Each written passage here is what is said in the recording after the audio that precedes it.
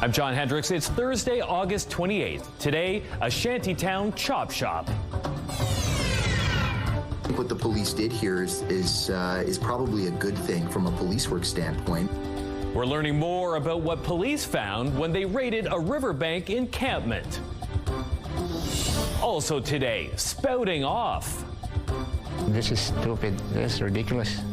Homeowners in a Winnipeg neighborhood left shaking their heads after an unusual theft spree.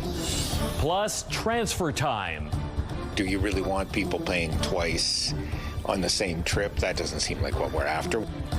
A move to make riding the bus a bit easier.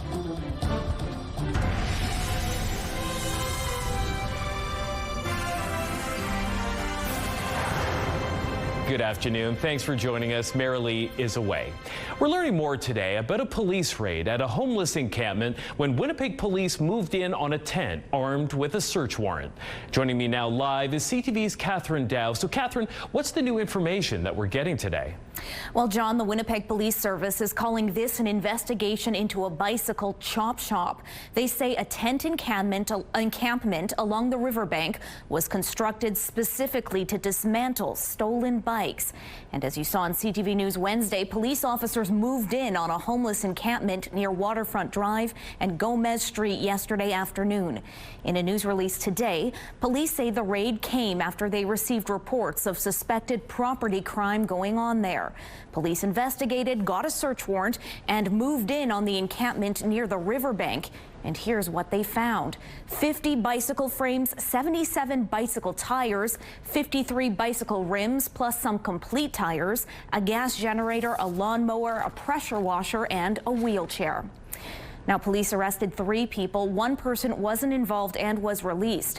A 39-year-old and 57-year-old man are facing a charge of possession of property obtained by crime under $5,000. To put this in context, the city of Winnipeg says about 3,000 bicycles are stolen in the city every year. Catherine, this raises questions about the rights of people who live in encampments along Winnipeg's riverbanks and why police felt they needed to get a search warrant to enter a shack made of plywood and tarps. It certainly does, John. So we spoke with one legal expert about all of this. He tells CTV News the decision by the Winnipeg Police Service to obtain a search warrant was a good one. What the police did here is probably a good thing from a police work standpoint, and they covered their bases. And Chris Gamby is with the Criminal Defense Lawyers Association of Manitoba. He says getting a search warrant takes the onus off the Crown when the case goes to court, so prosecutors won't have to justify their actions. Gamby says even though the encampment was located on public land and wasn't a permanent structure, police were ensuring their case had the best chance of succeeding in court. We might not think of those places as homes. If that individual can articulate that that is in fact their home and they can demonstrate that they have a right to privacy in that space, the courts then may find that they'd be entitled to some relief under Section 8 of the Charter of Rights and Freedoms, which gives them the right to be free from unlawful search and seizure. Now, CTV's Jeff Keel is working on this story today. Watch for his full report later on at CTV News at 6. Thanks, Catherine. You're welcome. Some homeowners who live in Garden City are making trips to their local home improvement centers. They're replacing their downspouts after a thief stripped them from at least 10 homes. This is just insane. This is, they don't care. Harrison Mariano gave CTV News this security camera video. As you can see, someone drives through the back lane and stops. The driver gets out and then proceeds to rip the downspouts off nearby garages. It's left homeowners in the area shaking their heads as to why anyone would want to steal aluminum downspouts. It's really sad if you think of it. Why a person can do that? It's nothing. It's nonsense.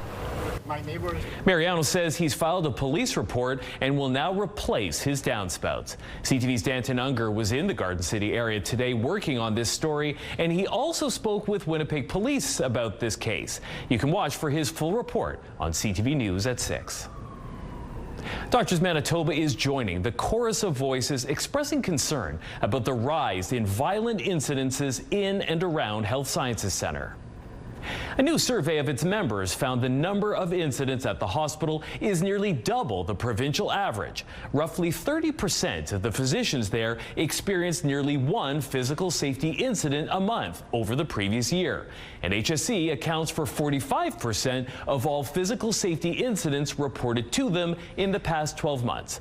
This includes everything from being punched, kicked, and spat on. Doctors Manitoba calls this unacceptable and is calling on Shared Health and HSC to find and fix safety security gaps as they're identified, rather than waiting for a full report to be made before action is taken. Now, in a statement to CTV News, a spokesperson for Shared Health writes, in part, over the past 2 years, we have taken steps based on recommendations we heard from the unions and directly from frontline workers. These recommendations have led to physical improvements to the site, including additional lights, cameras, station security, AI weapon scanners, and reducing the number of unsecured public entrances. And we continue to work toward further changes. The Manitoba Nurses Union has recently graylisted the Health Sciences Centre. The designation essentially means the union has declared HSC unsafe working environment. Several Manitoba manufacturing operations are getting a sizable funding boost from the federal government. With this support, we are investing into plastics manufacturing, bringing that north of the border. In fact, we will have probably the largest rotomolder in Canada is coming as support of some of this. That's Derek Friesen, head of fiber manufacturing in Crystal City, a producer of agricultural equipment. His company is one of 9 getting a share of the more than $21 million in funding announced today. Other recipients are involved in creating cabinets, glass, lawnmowers, RV parts, and more. The federal government says the money should support around 285 new jobs. The city of Winnipeg is getting another step forward towards getting smart water meters in your home. The city has put out a request for proposals to implement an advanced metering infrastructure system. It asks applicants to create a data collection network with citywide coverage. They'll also have to supply compatible water meters and software. Companies have until September 18th to submit applications. Rural municipalities can now start applying for a provincial program that helps fund critical infrastructure. The Manitoba GROW program offers up to 50% of the total cost of capital projects, such as roads, waste management, disaster prevention, or community infrastructure. All municipalities outside of Winnipeg are eligible. We also have a really cool incentive this year. Through the feedback we heard from municipalities, where municipalities can partner on a regional project, have one municipality take the lead and others work together to realize big initiatives. Minister of Municipal and Northern Relations Glenn Simard notes smaller projects like developing parks is acceptable as well. The deadline to apply is October 6th. An update for you now on a story we showed you yesterday on CTV News. A local veteran working to provide proper headstones for fallen soldiers is making progress.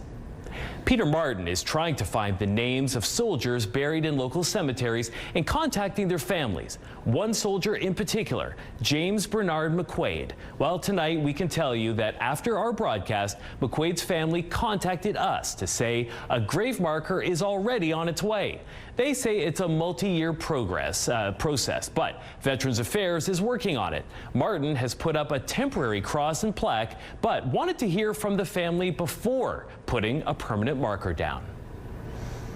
CTV weather specialist Colleen Brady joins us now with your first look at your Skywatch evening forecast. And Colleen, it's been sunny, it's been warm, but the real question is, how long will it last? Well, right through the Labor Day long weekend. So if you like the sunshine and you like the heat, well, guess what? We're going to see this continue for the next few days. Now, once we get just beyond the Labor Day long weekend, John, that's when we will see a big change, not just with respect to the sky conditions, but the temperatures too. But I want to show you this quickly. Little bit of active weather. It's not not much. We did expect this. A few non-severe thunderstorms popping up in the Parkland area, but you can see it's a bit of a stretch from Swan River down into the Roblin area. I'll step back and show you right around Ethelbert, Dauphin too, and then over in the Interlake as well. So we were expecting that. It's not serious. They won't last too long. And again, they are definitely not severe. And the expectation is that's how it will stay. Speaking of which, these conditions, as you mentioned, they're sticking around too. More on that. Let's take a look right now, though, first through the Bathfitter Live Eye. Bathfitter, your bath and shower experts for more than 40 years. In the city right now, 27. It feels like 30 with the humidex. Winds are calm. The pressure is dropping. We have a guest on the screen, John, and the humidity right now is 44%. Out in traffic, a live look at Keniston at Sterling Line Parkway. Traffic moving well. You don't want people paying twice to get from point A to point B. A move at City Hall to make it easier to ride Winnipeg Transit buses. We'll show you what it is coming up next. Have a news tip? When you see news happening, let CTV News Winnipeg know. Text your tips, pictures, and videos to 10400. That's 10400. Message and data rates may apply.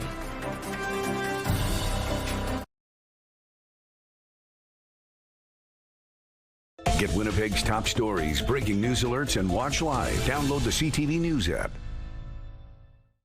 Both TD and CIBC have beat profit expectations in their latest quarters. Earlier this year, higher interest rates and the threat of a trade war with the U.S. caused most banks to increase their loss provisions. But it turns out, so far, tariffs have had less of an impact on the economy than expected. Analysts say CIBC in particular outperformed its peers with a strong net interest margin and cost control. And here's a look at how the trading day ended today. The Canadian dollar is up slightly at 72.71 cents U.S. West Texas Intermediate climbed 45 cents to 64.60.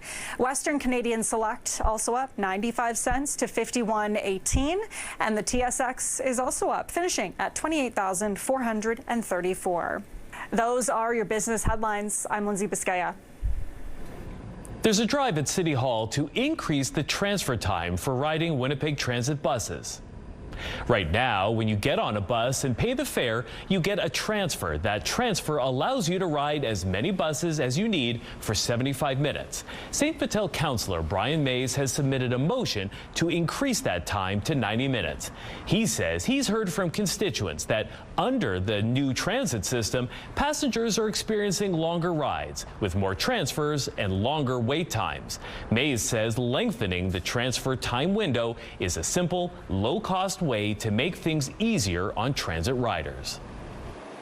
People are just going to have longer trips and longer, possibly longer wait times to get buses. So it seemed a reasonable compromise. I don't think it'll be a big hit in terms of fares. And do you really want people paying twice on the same trip? That doesn't seem like what we're after. We're trying to encourage people to take transit. Mays says that he hasn't done a cost analysis and the idea is far from becoming a reality. The move now goes to the Riel Community Committee. If passed, it will then go to Public Works. If you're a man who's recently retired and you're struggling to feel connected in the community, there's a local organization that can help. It's called Men's Shed. The way it's changed men's lives, without even trying. Men just come, they sit around, and then they start talking, communicating. It's just so wonderful.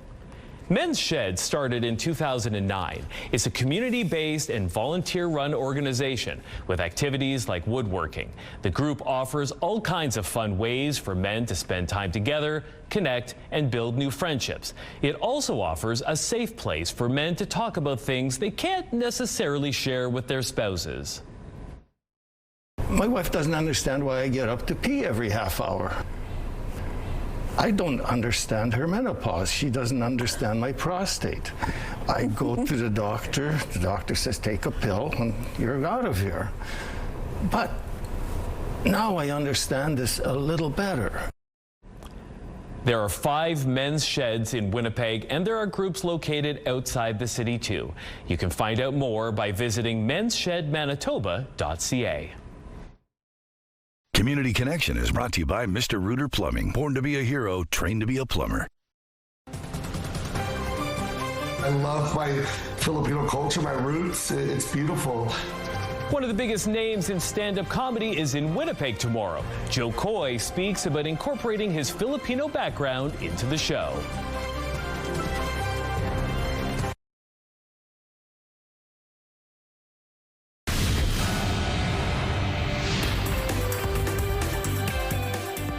Spotlight, sponsored by the Casinos of Winnipeg, presenting Tom Papa.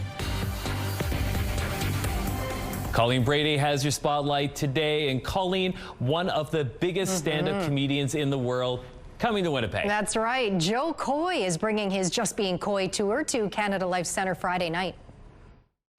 Look, 400 people liked my picture. No one liked your picture. No one liked your picture. People are just tapping it and scrolling up. That's all they don't even look at it. Just scroll. No one looked at your picture. Joe Coy has been selling out stadiums and arenas for years. He starred in movies like Easter Sunday, and he voices many characters in animated movies. His routine often includes references to his Filipino upbringing, and he tells CTV News he's looking forward to performing in Winnipeg, a city with a large and dynamic Filipino community. I love it, it's great. I love my Filipino culture, my roots. It's beautiful. Comedy's comedy, though. Everybody shows up, you know what I mean? Doesn't matter what ethnicity you are, they just show up. Joe Coy's Canada Life Centre show starts at 8 o'clock. You can get tickets through Ticketmaster. I have a feeling that's going to be a popular one. I think so, too. A local country band coming home for a big show. Petrick is headlining a night of homegrown Manitoba talent.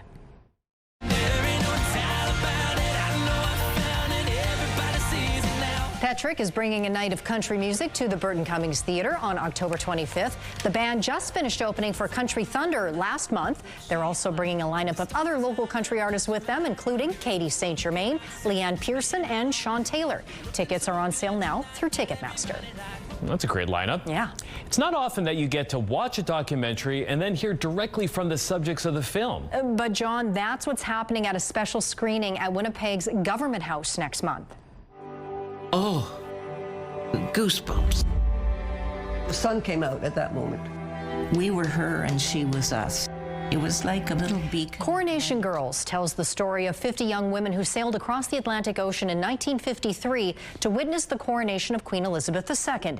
It uses archival footage and then follows the women decades later as they retrace the trip and reflect on the experience. After the film screening, you'll get to hear a live panel discussion with the filmmaker and 3 of the Manitoba women featured in the documentary. The free event is happening September 11th, but you will need to register ahead of time by calling the office of the Lieutenant Governor. All right. Thanks, Colleen. You're welcome. Your primetime lineup this evening lets you catch up on The Big Bang Theory with back-to-back episodes starting at 7. Then at 8, The Rookie keeps the streets of Los Angeles safe with back-to-back episodes.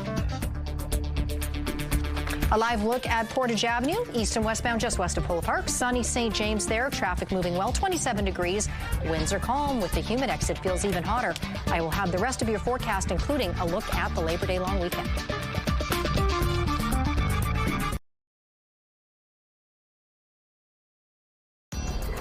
Women's clothing provided by RW and Company. Salon services provided by S&T Spa Salon.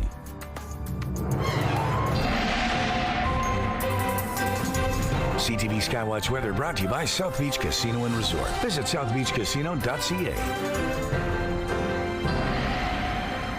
CTV weather specialist Colleen Brady back with your complete Skywatch forecast. And Colleen, we are counting on a spectacular long weekend of weather. Well, it's looking pretty good. Basically what's happening, John, if you can think about it, an upper ridge of high pressure basically just parked over Western Canada. And with that high pressure bearing down, it's keeping the clouds away. It's keeping the sun shining, the temperatures warm, and the winds light. And there's a little bit of instability here and there, a little bit of heat differential, if you will. So temperatures varying slightly in relatively close proximity to each other, triggering The odd thunderstorm or rain shower, too. We've got a little bit of rain picking up on the radar here, just passing through Gimli and to the south, out further to the west. That thunderstorm that was in Dauphin, well, the weather station there has just changed from thunderstorms to cloudy conditions. So as you can see on the radar, that bears it out. That thunderstorm is moving on out of Dauphin if you're in that area. Ethelbert, though, it looks like the next storm is going to move into your area. Swan River near there as well. Roblin, too. It still looks like there's a minor thunderstorm close to your community. But again, none of these are severe and none of them are expected to